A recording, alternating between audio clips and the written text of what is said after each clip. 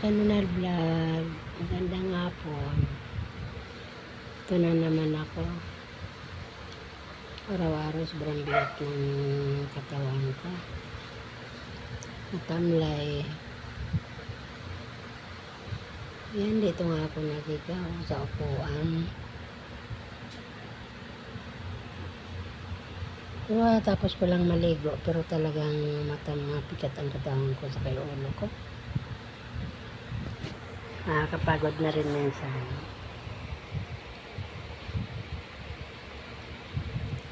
Basta na kayo mga kanunal. Sana lagi nyo ako maunawaan at maintindihan, ha. Siguro ganito na talaga pag nagtiguwang na ba. Marami nang naramdaman. Kaso kailangan ko pang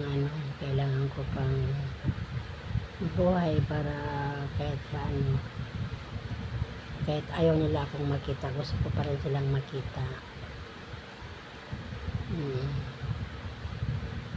Kaya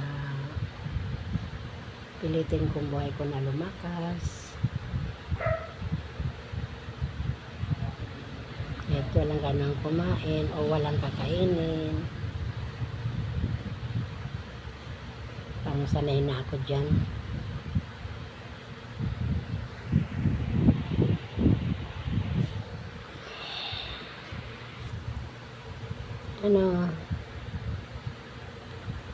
Mga friend ko, mga kamag-anakan ko sa San Limanan, Camarines or Malinang, basta na kayo.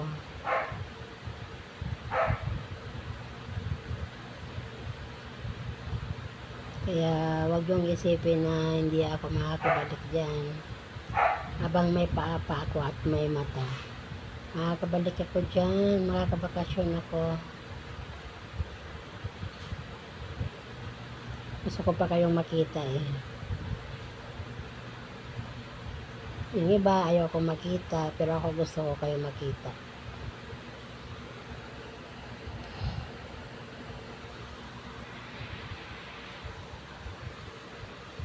Kaya